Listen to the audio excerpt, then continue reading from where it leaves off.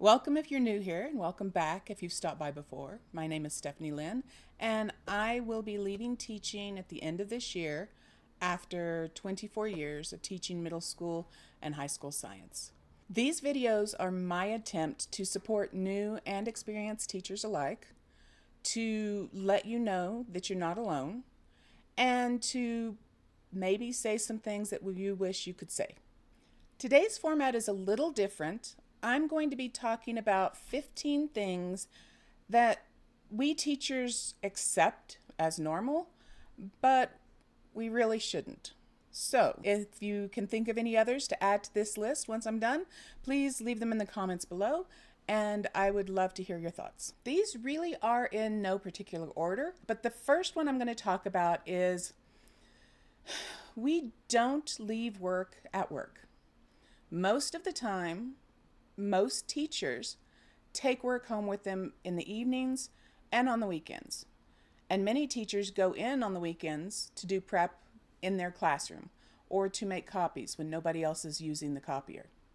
So instead of having the normal work week, when we get home, teachers will take care of family, take care of kids, take care of pets, clean house, do the normal things, and then instead of sitting and relaxing, we will go sit at the kitchen table and grade, or do lesson plans, or try and get caught up on the various paperwork that we're supposed to be doing. On weekends, we'll go in, especially as a science teacher, and prep labs for that next week.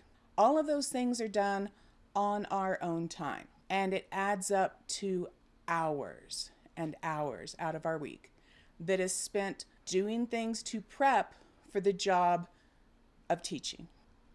Number two is more of a funny one, but it's one that every teacher can relate to. We would just really love to be able to drink our drink while it's either cold like it's supposed to be or hot like it's supposed to be. I don't think I've had a coffee or a soda that hasn't been room temperature in 24 years if I'm not at home. There's just something we'll get ready to grade, we'll be sitting during our prep period, we'll have our coffee or a juice or something cold to drink, and something will happen. And it will sit there, and it will sit there, and it will end up sitting there for hours until we get back around to it. So, one of the things that we basically accept as normal is the fact that we will never be able to drink a drink at the temperature it's supposed to be. And again, these really aren't in any particular order. I'm just numbering them as we go through. But number three, most teachers I know can't go out to the grocery store or to an event in the park without parents recognizing them and wanting to talk about their child. And as much as we love your children, having a parent-teacher conference in the middle of the fairgrounds is probably not the best place to do that. I have lost count of the number of times I have been going through a grocery store and run into parents, and their child is mortified. Their child really wishes that they were anywhere else but standing next to their parent and their teacher. I do my shopping at 6 o'clock in the morning. That way I can avoid running into people. And it's not that I don't love these people, but generally speaking, being out in public is not the time to talk about your child. So if you are a parent, please feel free to say hello to your teacher, say it's nice to see you. If you want to talk, say I'll give you a call sometime and we'll be happy to meet with you. Number four is one that new teachers probably won't understand yet. But if you have been teaching for 5 or more years, you will know what I'm talking about. Going back to going to the grocery store. If you don't run into parents and you are getting through with your shopping and you end up standing in line, I have a very hard time standing in line, waiting to check out, because 9 times out of 10, there will be a child in line whose parent is ignoring them. I have been sitting there while children are rearranging the candy on the shelves or taking down all of the magazines, and it takes every bit of energy to not talk to them in my teacher voice. There are times when I have really had to actually get out of line and walk away with my cart so I would not say something. And I probably, looking back, should have said something, just not necessarily the way that I wanted to say it at that point in time. So, again, for this one, sometimes going out in public as a teacher, you have become so conditioned to call down kids when they are misbehaving, it is very difficult to put that habit away when you are not on duty. Number 5, teachers, after you have been teaching for a couple of years, will find that they no longer eat slowly. Because what has happened is you have been conditioned 180 days plus out of the year to eat in 5 minutes or less. A lot of times we will have duty during our lunch, so we will try and eat during our prep period. But then our prep period, we have to make copies, or we're called into a meeting, or we have to cover for somebody else, so that disappears as well. So most teachers, after they've been teaching for several years, will realize that they no longer sit down and relax and eat slowly. It just really is difficult to get out of that habit. Number 6, most jobs require flexibility because it doesn't matter how good your plan is, it is not going to go the way that you planned. Teachers are required, most places, to submit lesson plans down to the minute. And when somebody, an admin comes through, a lot of times they'll have your lesson plan and they'll be looking at it. And it's like, oh, are you on this at this time? Really? We are dealing with 30 young minds who are constantly in flux. There is no way a plan is going to go the way that we planned. And it would be nice to have that need for flexibility accepted and acknowledged. We have lesson plans made. We know what we're going to teach. But there are times when the class just is not capable of sitting there and taking in the information we wanted to give them that day. So we shift and do something else that's more in line with their energy levels. There has to be that flexibility because we are dealing with living organisms. So it's not something that is set in stone. It's nice to be able to plan, and teachers love to plan, and this actually is kind of a two-pronged sword. So one, flexibility needs to be acknowledged and accepted and allowed. But also, when we have plans, please do not call a pep rally at the last minute because 10 to 1, we will have a test scheduled. If you're going to do things, give us a week's notice. It is crazy to find out the morning of an activity that activity is going on because somebody had to know. Somebody somewhere knew that was going on, and yet no word got out to the staff or to somebody who was not involved in the preparation of it. So if you are planning something that impacts class time, please give us a heads up. Number 7, and I did a video on this last week, but I'm going to put it in this list. Teachers are some of the worst at going to work sick. It really is just so much extra work for us to be out that we have accepted the fact that unless we have a high fever or have tested positive for strep or pink eye or COVID or something, we will go in and work. We won't stay home. We will go in and work because it is just too much extra work to be out sick. And it's weird that no other profession that I can think of does someone have to have plans for someone to take their place if they're out sick. And yes, we deal with people and young people, and we cannot leave them alone, but I think that there needs to be a happy medium. And I do think that one of the problems with the amount of teacher burnout that we're getting is teachers aren't actually taking time to take care of themselves. And that we've accepted it, but I don't think it's something that we should continue accepting. I'm about halfway through this list, and I wanted to kind of touch base because we're getting into some of the more serious things that teachers accept as normal that really are not normal. And the reason I'm putting this video together is I was at a meeting earlier in the week, and they were talking about issues that young children face today and how being trauma informed, trauma aware, those things truly do help. And I totally believe in that. We as teachers need to recognize that students come in with tons of baggage, and we have to help them carry that. One of the things that they mentioned was that teachers are some of the most trauma-informed people naturally because we are in tune with our students. We recognize when something is off. We automatically, every morning, take a baseline rating on how they're doing. And each of these little grains of trauma we take on, which, as this presenter put it, means that teachers actually undergo trauma in the job based on all of these stories and all of these events that we are helping our students deal with. And that is true. That is really one of the reasons, one of the huge reasons why there's so much attrition in teaching.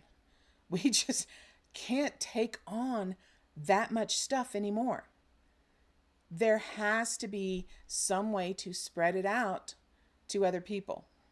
But the reason it made me so angry is while recognizing that teachers are traumatized and over years this builds up and builds up and builds up, not one single person in that meeting brought up the fact that maybe along with supporting the kids, we need to support the teachers. It was just kind of this throwaway comment that our teachers are traumatized, and then it was back to the kids. And all I could think of was, you really can't take care of other people until you take care of yourself. And yet you are sitting there accepting the fact that teachers can't take care of this part by themselves. And there is no help in sight. So this is my list of things that have become normal. And teachers, we accept them. But they add to this layer of baggage that builds up over the years as you teach. And so that is why this list of comes down to about 15 things. But we're getting into some of the more serious ones. So I hope you stay through the end, because some of them, if you're not a teacher, are probably things you've never thought of before. Okay, number 8. We really, as teachers, would just love to sleep the night away without dreaming about teaching. Most teachers I know, at least 3 times a week, if not more, will spend all night in their dreams teaching a class from the day before, or pre-teaching the class that they're planning on doing the next day, or dreaming about a student that they weren't able to somehow reach the day before, and trying to think in their subconscious better ways to reach that student. It's exhausting if you spend all day working as a teacher and then you spend all of your night sleeping, but you're teaching in your dreams. You wake up exhausted. We need to figure out ways to calm our brains and get a good night's sleep, because you cannot help other people if you're exhausted. And that exhaustion leads to attrition. And that is what we're hoping to avoid. Number 9 kind of goes along with number 8 and the fact that we tend to spend our nights dreaming about teaching, and so we don't really sleep. But then during the day, we have 8 to 10 hours or more if you have duties or you're going to one of the sports games. Maybe you're working the front table, taking fees, but you are constantly bombarded with visual and sound stimulation between the kids talking, the bell ringing. You are constantly having to be on guard watching what all the kids are doing. You stand out in the hall during passing periods to make sure nothing happens in the hall. You have lunch duty. You're watching the kids at recess. You are constantly on high alert. And you are constantly getting this sensory input in. So by the time you get home, you don't want to talk to anyone. You don't want to listen to music. You just want 15 minutes of silence. I know teachers who will take the long way home with their radio off and just sit someplace for 10 or 15 minutes to decompress. There is this constant sensory overload, and we internalize it day after day after day. And it really is hard to wind down and to shut that off and to clear that out of your system so that you can interact with adults in a normal way. Number 10, we spend so much of our own money on supplies. I don't know any other profession where the person doing the job has to buy their own supplies. And it's not necessarily has to. It's just sometimes it's easier to. Sometimes there are certain things that reduce our stress level enough where it's worth it to us to spend that bit of money. Sometimes it's something the kids need. So theoretically, we don't have to buy it for them, but they do need it. So we will go out and spend money on pencils and lined paper and all kinds of other stuff. And I have, with every student teacher I've had, I have really, really tried to reinforce the idea that you don't want to start getting into this habit. Because once you're in this habit, it is really hard to get out of. If you never start it, that is so much easier. But again, I don't know any other profession. Somebody who works in an office would not be expected to bring in their own pens. They might because they have a favorite pen, but they're not expected to. And there are a lot of school districts in this country where the classes are not supplied. Teachers supply their own things. And when you're making a teacher's salary, that's a huge chunk. So, it's something, like I said, don't get in the habit. If you were a new teacher, do not get in the habit of buying things.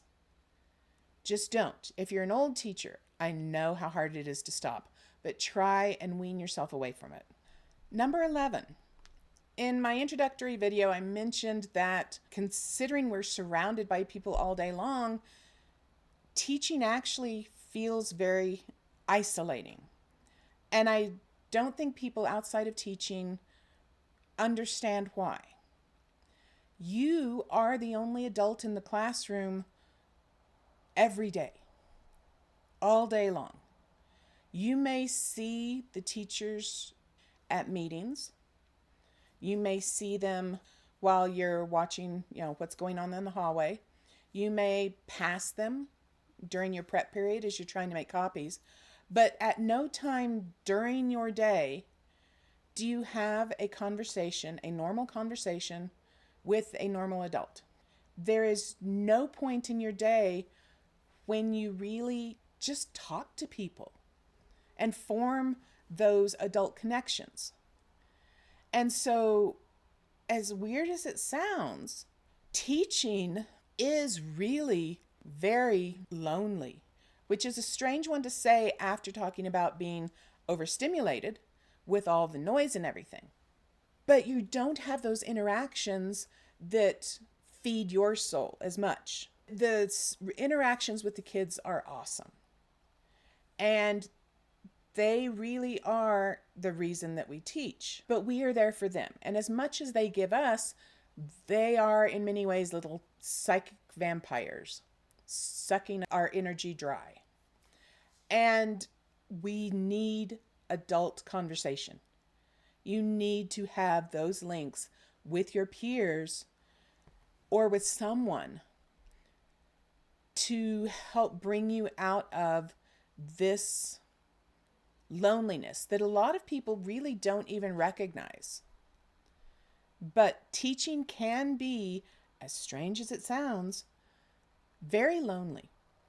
Number 12, one of the things that teachers accept, and we shouldn't have to, and I actually have been very lucky with the schools I've worked in for the most part, and this hasn't been much of a problem. But I have friends at other schools, and I cannot believe some of the things that they have to deal with. And when you are trying to manage your classroom and you have a student who needs to be taken out of the classroom to either calm down, to decompress, or to be told by somebody that that really is not the way you act, it would be nice to have support from administration. And I know teachers in school systems who will send a student to the office for bothering another student physically, constantly touching or poking, or for some reason they need to be taken out of the room and allowed to calm down and talk to about how that's not appropriate. And instead of that talking to happening, the child will come back from the office with a snack. All that does is make that child feel that is appropriate. And teachers really need to have administration have their back. And like I said, I have been very lucky at several of the places I worked at, and where I work now, I am very lucky. But I do know that in quite a few school districts, the administration does not support teachers at all. They have no problem throwing teachers under the bus as long as they get their paychecks. And teachers kind of accepted the fact that in the classroom, many times, we are on our own. And, that's a tough place to be. Number 13, we're getting close to the end. Number 13, teachers have accepted the fact that despite our years of education, our 4-year degree, postgraduate credits, postgraduate degrees, some people PhDs, we will not be treated like professionals. People in the business world with much less education than us get treated like a professional. And yet, with all the training we have and all the continued training that's required, and the licensing and the courses that we continue to have to take to update our licensure, all of those, and we are still treated like glorified babysitters. And I don't think people outside of teaching recognize the amount of training that goes into being able to teach. You cannot just get up in front of a class and tell them what you know. The different skills that go into being able to hold the attention of all those different personalities and ways of thinking and connect with those students and get your idea across at the level that they can understand. And they are all different levels within your classroom. You may be teaching 10th grade chemistry, but you will have students in your classroom that might read at a 4th grade level. You may also have students who are amazingly advanced, and you are trying to challenge them and reach the student at the 4th grade level.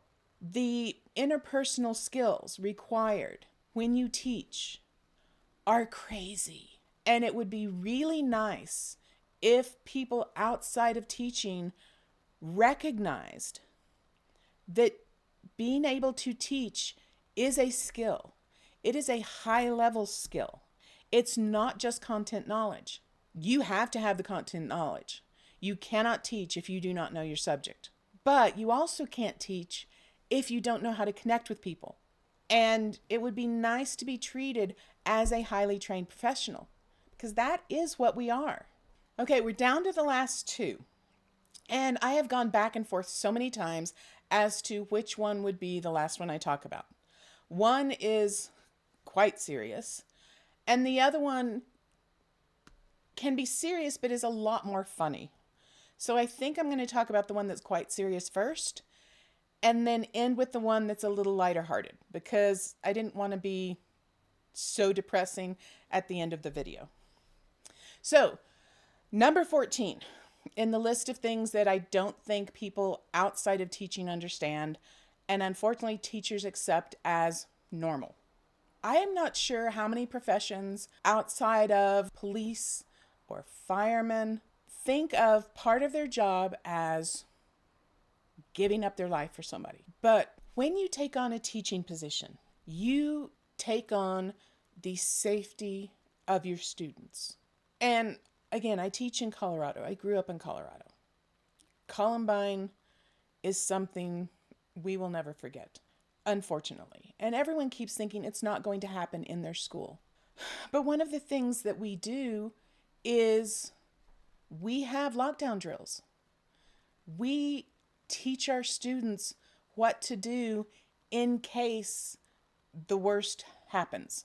And we accept the fact, should the worst happen, it needs to happen to us. We are the ones who are disposable.